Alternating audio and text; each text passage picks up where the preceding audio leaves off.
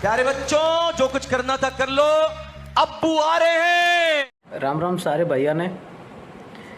अभी 1-2 दिन से जो याकूब मेमन की जो कब्र थी उसे मज़ार बनाने वाला मैटर थोड़ा सा ओपन हो गया है। वहाँ पे मज़ार बनाने की जो कोशिश हो रही थी वो ओपन हो गया है। तो ऐसे एक पहले ये याकूब मेमन है कौन? 1993 में मुंबई में सीरियल बम ब्लास्ट हुए थे जिसमें 257 लोगों की जान गई, और उसको लड़ने के लिए रात के 2:30 बजे तक सुप्रीम कोर्ट खोला गया। बाकायदा संविधान का हर लीगल एक्ट, हर लीगल कानून, हर तरीके से उसे बेनिफिट पहुंचाया गया। उसका केस लड़ा गया, एक आतंकवादी का केस लड़ा गया, जमीयत उलेमा हिंद ने केस लड़ा, हर तरीके की फैसिलिटीज़ उसे उपलब्ध थी। उसके बावजूद भी लोगों का रोष रहा, लोगों को एक गुस्सा रही कि याकूब मेमन को न्याय नहीं मिला। तो ये तो उनकी मानसिकता है, उन्हें कभी ये चीज़ें लगेगी भी नहीं। दूसरी बात ये आती है कि इससे एक बात मेरी नज़रों में ये साफ होगी, मैं भी इस संशय में था कि मज़ार जो होती है, जो मज़ार में लेटा हुआ है, जो लेटी हुई लाश है, वो होती क्या है?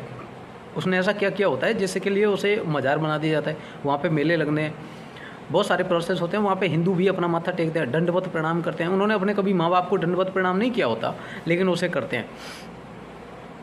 तो इससे एक बात साफ होगी, इस तरीके की आतंकवादी मानसिकता, मतलब आतंकवादी वाली मानसिकता रखने वाले लोगों की ही मज़ारें बनाई जाती हैं, जो कुछ अलग तरीके का करते हैं, जिनकी याकूब मेमन जैसी सोच रही होगी, ऐसे लोगों की ही मज़ारें बनाई जाती हैं।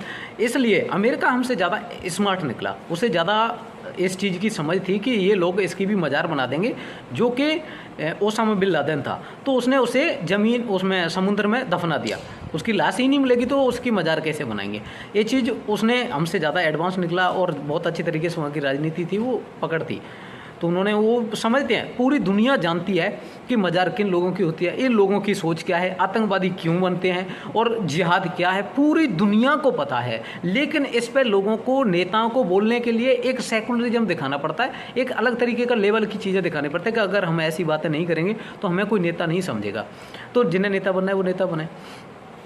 मेरी नज़रों में सिर्फ एक बात साफ है कि जो मज़ारों पर हिंदू दंडवत प्रणाम करते हैं, वो मुझे ऐसा प्रतीत होता है कि उनकी अम्मा का या उनकी दादी का, उनका घूंघट उठाने का काम इस लाश जो पड़ी हुई है मज़ार में उसने किया था, जो आप उसे दंडवत प्रणाम कर रहे हैं।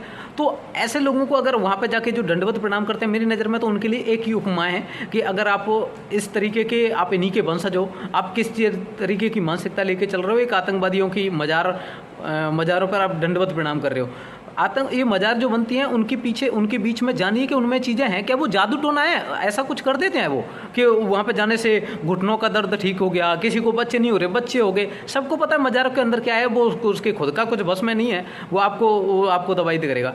देखो, जो हिंदू वहाँ पे जाते हैं, मेरी नज़रों में वो हिंदू नहीं है। अगर जो वहाँ पर इस तरीके से आस्था रखते हैं, उसको ही सब कुछ मानते हैं, तो अपना धर्म परिवर्तन कर लीजिए। ये हमें खुशी का अनुभूति होगी, खुशी हमें महसूस होगी कि जिससे हमारी संख्या, हमारे हिंदुओं में जो हिजड़ों की संख्या है वो कम हो जाएगी। इसलिए जो एक्चुअली हमारी संख्या है वो बची रहेगी। बहुत सारे मंदिरों पर मैंने देखा है कि इनकी मज़ारें बीच में हैं, बहुत सारे मंदिरों की मज़ार में बीच में मज़ारें हैं, मंदिरों में मज़ारें भी बनी हुई हैं और उन पर भी दंडवत प्रणाम कर रहे हैं लोग। उस गांव में एक भी मुसलमान नहीं रहता, लेकिन मज़ार है। और मज़ारों की देखभाल करने के लिए वो साधु संत या पता नहीं वो बैरुपीय ढोंगी जो होते हैं, उन्हें अपने धर्म का कोई ज्ञान तो होता नहीं। मज़ार का और हमारे धर्म के बीच में, देवताओं के बीच में कहाँ से संबंध आ गया? कोई ऐसा कोई ग्रंथ है जहाँ पर मज़ार और ये सारी चीज़ें मिलती हों?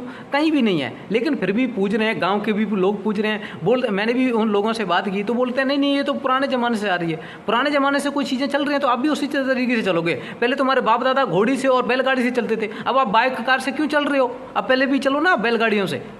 इस नॉनसेंस तरीके की बातें करते हैं, कुछ चीज़ों का पता तो होता नहीं है। देखो, कोई भी चीज़ आप पर थोप दी जाती है, उसके बारे में जानकारी होना चाहिए, तब आप उसे एक्सेप्ट करें, ठीक है? तो जो भी हिंदू जिस भी तरीके से लेना है, मेरे को जो भी कहना है, मैं सिर्फ जो है मज़ारों पर जाने वाले हिंदुओं को सिर्फ एक ही उपमा दूंगा, हिजड़े हैं। और हिजड़े के अलावा मेरी नज़रों में वो कुछ भी, वरना ये लोग हमें खा जाएंगे।